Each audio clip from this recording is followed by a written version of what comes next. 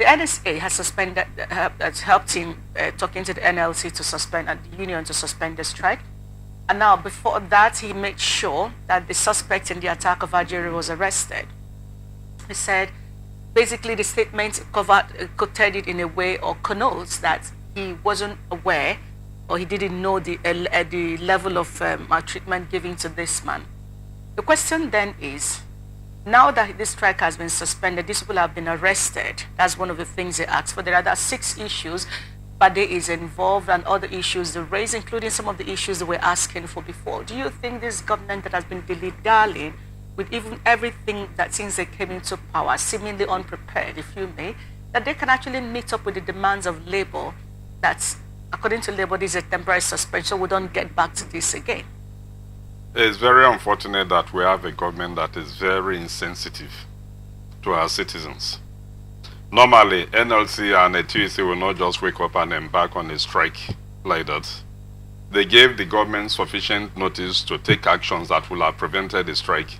But the government ignored all the labor unions. They didn't do anything until the strike commenced. If it's a government that is sensitive, they will have taken this action that they are taking to prevent the strike. But it's like the government doesn't really care about the man-hour lost to the nation. They don't care about the economy. They don't care. The government doesn't care about our citizens also. If it is a government that cares, every 1 hour man-hour loss is very, very important to the economy of this nation. And these are some of the reasons why the economy of the nation keeps on dwindling. There is no improvement in every aspect of the economy. Things have been going the way they've been going. Why didn't they engage a national security advisor to actually engage the leadership of NLC before this time? What have they been doing? What is their responsibility to the citizens of this country and to the labor union? The labor union is here to protect the interests of workers and even Nigerians.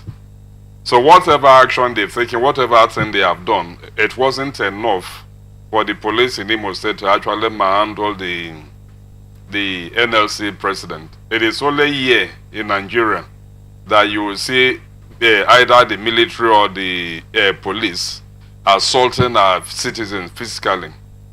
If we are to be in a developed country, I believe the government will have paid so much for it.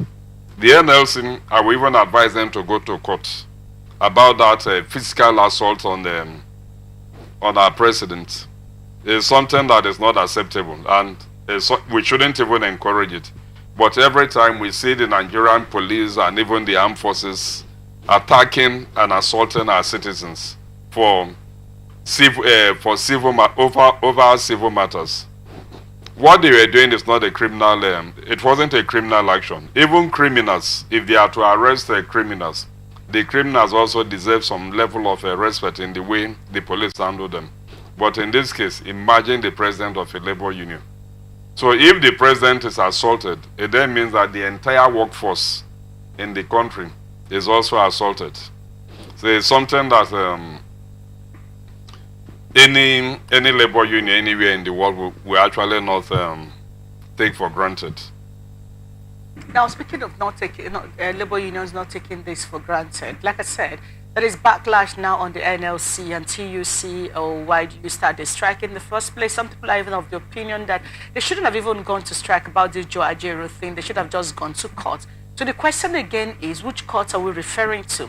Is it the same court that the government uses at will? We know that when they announced this particular, made the announcement for this nationwide strike, adding up to what they were asking for and Joe Ajero's attack, the Ministry of Labor went to court using the industrial court, the same thing that Chris Ngige did. And then the industrial court didn't even respect the reasons why they were talking about it. They just wanted to say you can you can protest, you cannot, shut down the country. But they went ahead to do that. So when people say go to court in this matter right now, you also pointed at that. Do you think that this man is going to get justice if he should go to court? If the president didn't bother, the national security advisor didn't bother until the nationwide strike happened, not even the governor. I mean, he even through his aide was calling Joe Ajero a mentally sick person that needs psychiatric evaluation. Everybody that knows Nigerian judicial system, we know that if the NLC goes to court, nothing will come out of it. Our judiciary is actually not living to expectation.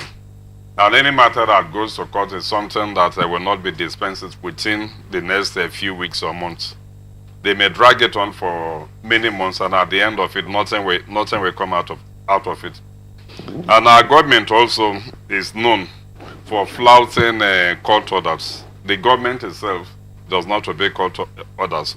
The NLC president made, NLC and TUC, they made a statement yesterday that why will the government expect them to respect the decision of the is it industrial court or so, when the government herself does not even respect and obey simple court judgment and orders?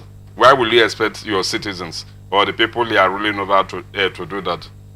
So we really need to overhaul the entire judicial system. If we continue this way, I don't think it will be in the interest of it will not be in the interest of the country. Now, another question that arises from this strike being has been suspended yesterday evening, 2 days after that, is what should the NLC have done in this case? Because some people were like, oh, there are several other alternatives that they could have used. We've talked about the courts. Of course, you've said that it is the same court that has been used against them, that's on one side. But alternatively, without nationwide strike, like they usually do when there are issues of national concern, like in this case, what other alternative in the name of civil disobedience can the NLC, assume in order to get government's attention? Can you think of any? Our government is very insensitive.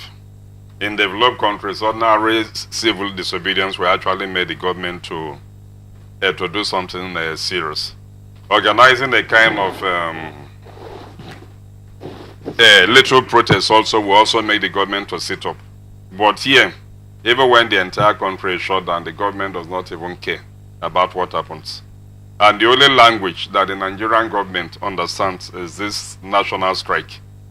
If the strike were to be sectioned, I believe the government wouldn't have taken any action.